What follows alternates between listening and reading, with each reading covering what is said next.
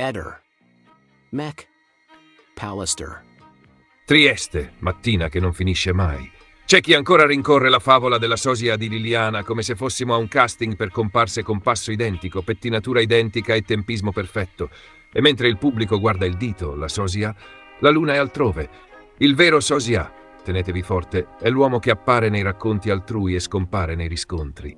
Nome e cognome: Claudio Sterpin. Non un clone, una presenza ombra. Da lontano sembra la versione definitiva dei fatti. Quando ti avvicini per chiedere i documenti della scena, sfuma nel controluce. Il cuore del teatrino è semplice. La proprietaria di un negozio di telefonia dice che una decina di giorni prima del 14 dicembre sarebbero entrati Liliana e Sterpin per una nuova SIM. La memoria dell'esercente è vivida. Lui senza documenti, pratica che non parte, e quella frase che sembra scritta da un giallista in pausa pranzo: non la puoi fare tu, se no quello ti becca di nuovo. Il sottinteso è chiaro. Serve una scheda che non esponga lei, perché qualcuno tiene d'occhio. Se fosse andata così, aprirebbe una porta pesante su contatti, coperture e percorsi paralleli. Poi però entra in scena il nostro sosia maschile. Sterpin capovolge il tavolo, nega l'entrata in negozio con Liliana 10 giorni prima, nega l'assenza di documenti, nega la frase. Versione contro versione. E qui l'ironia è inevitabile. Per settimane qualcuno ha inseguito la gemella di Liliana in ogni pixel sgranato, ma l'unico raddoppio che funziona davvero è quello di Claudio. C'è lo Sterpin dei racconti, che entra in negozio, sussurra, dimentica la carta d'identità, e lo Sterpin delle smentite, che lì non c'è mai passato. 2 ruoli, un attore. Il vero sosia è la versione che doppia se stessa. Nel frattempo, la leggenda della sosia femminile continua a fare il giro dell'isolato. Ogni volta che un dettaglio non torna, ecco la toppa magica. Forse non era lei. Perfetto, così si spiega tutto e non si spiega niente. A furia di contare millimetri di statura su fotogrammi che sembrano VHS pescate in cantina, si perde l'unico punto serio. O si produce una persona reale, nome, cognome, volto, che era lì al posto di lei, oppure si smette di usare la parola sosia, come cerotto universale per far combaciare pezzi che non combaciano. La verità non ha bisogno di comparse immaginarie. Torniamo alla SIM, che è il pezzo forte. Se davvero c'è stato un tentativo di nuova utenza nei giorni precedenti, allora chiediamo cose banali e concrete. Uno scontrino, un appunto, un numero di preattivazione, una scansione di identità rifiutata, un log di sistema. Non poesia, non me lo ricordo bene. Carta, byte, tracciati. Se invece questi riscontri non esistono, la memoria dell'esercente può essere finita nel frullatore dei giorni affollati. Succede. Ma se i riscontri esistono e dicono che qualcosa si è mosso, allora l'ombra del sosia maschile diventa ancora più interessante. Chi c'era davvero, chi parlava, chi ha detto quella frase, chi temeva quello che avrebbe beccato di nuovo. E già che ci siamo, una carezza sarcastica all'ipotesi sosia. La mattina del 14 non servono doppi, servono elementi freddi. Celle, orari, child, email, sequenze di accesso, traffico dati, contatti ripetuti. La realtà delle cose è noiosa come un registro cassa, ma è lì che si capisce chi ha veramente camminato dove, chi ha acceso cosa, chi ha provato ad aggirare chi. Il resto è teatro d'ombre. E in quel teatro l'attore che c'era non c'era è, indovinate, il nostro sosia in carne e smentite. Riassunto senza zucchero, un racconto preciso della negoziante. Liliana e Sterpin in cerca di una SIM una decina di giorni prima del 14, documenti mancanti per lui, frase sulla necessità di non intestare a lei per non farsi beccare di nuovo. Una smentita totale di Sterpin, quell'episodio non è mai accaduto. Una mitologia stanca sulla sosia di Liliana che non porta a una persona reale. Un'unica domanda sensata: dove sono i riscontri tecnici dell'episodio in negozio? Ecco perché l'ironia cade dove deve cadere. Altro che la sosia di Liliana. Il raddoppio che ruba la scena è quello di Claudio. Claudio che c'era nei racconti e Claudio che non c'era nelle smentite. Il sosia vero non è una donna fantasma che cammina nei video, è la versione dei fatti che cambia volto a seconda della luce. Finché non vediamo carte, log e date scolpite, lasciamo pure la sosia immaginaria al reparto fantasy. Qui l'unico sosia che merita il ruolo in locandina ha già un nome: Sterpin. Titolo di coda: il sosia della verità. Sebastiano e Liliana, coppia aperta. Sebastiano se la faceva con tante amiche cinesine e Liliana aveva i suoi amici, oltre te ricordiamo l'immortale Bruno Funin. Se, come dice Sebastiano, la loro era una coppia aperta, che potrebbe anche essere, era aperta nel senso che Sebastiano andava con chi voleva, donnine in Austria, altre donnine di cui si sa, di almeno un paio ho sentito parlare anche a Trieste, eccetera, e la persona con la quale andava Lilli da 30 anni o più era Claudio, punto e basta. E questo non ha remore.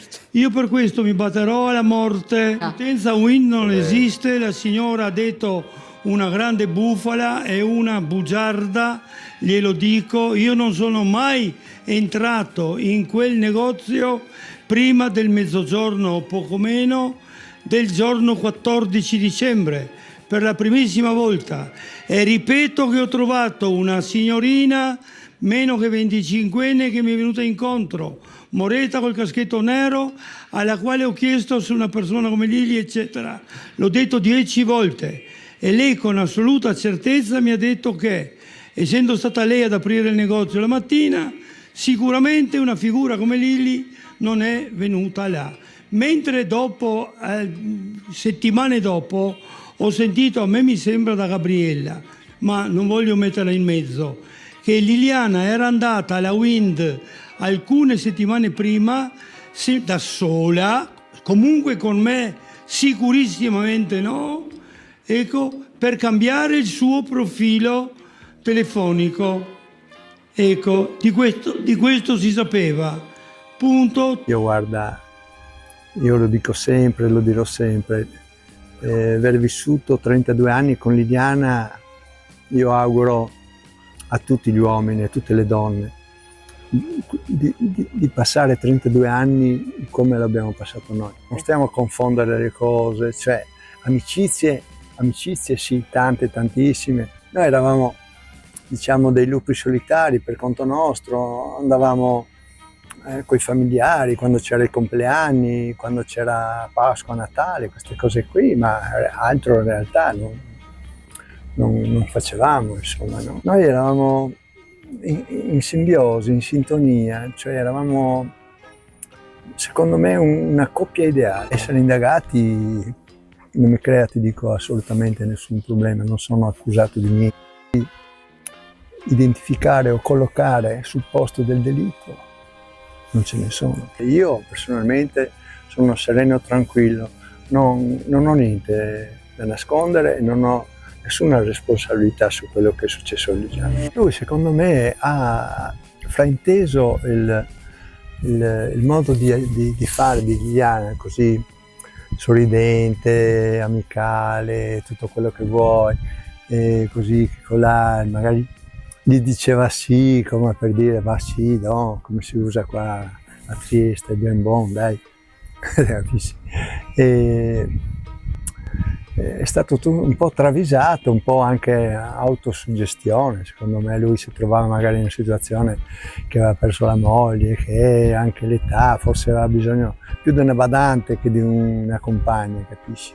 Che prospettive poteva dare Liliana? Cioè, capisci? Per carità, uno può anche vivere 120 anni, però all'età sua, insomma, però credimi, la storia di Liliana è una sua illusione mentale.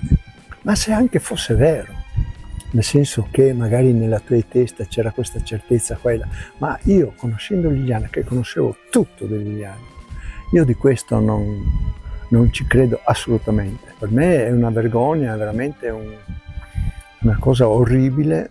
Prova a pensare, capisci? Prova a pensare. Io dico a tutti quelli che stanno guardando la trasmissione qua e là, provate a pensare,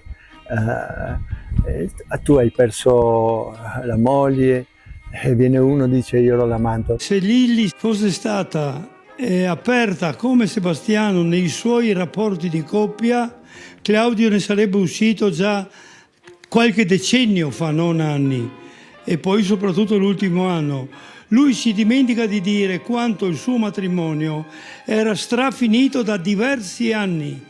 Io ho detto un numero anche, ma non voglio ripeterlo, da diversi anni il suo matrimonio era finito. Lui continuava la sua vita da uomo libero, dall'altra metà della coppia, intendo.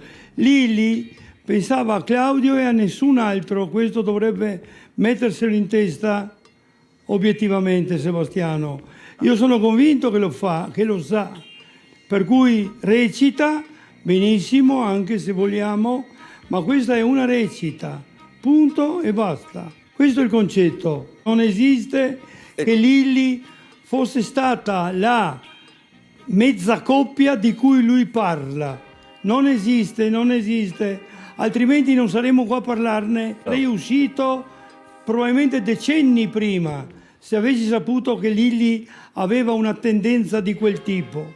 Ma non ne parliamo almeno per l'ultimissimo anno, quando noi abbiamo in qualche maniera tirato i fili e deciso del nostro futuro. Io ho già dato mandato al mio avvocato che è là di sporgere querela nei confronti della signora della Wind, perché voglio andare in fondo. A me di bugiardo non mi darà nessuno. Io invece ricordo quello che è successo. Lei va a tentoni, è una bugiarda, glielo dico in diretta. Ehi, non dimenticare di iscriverti a questo canale.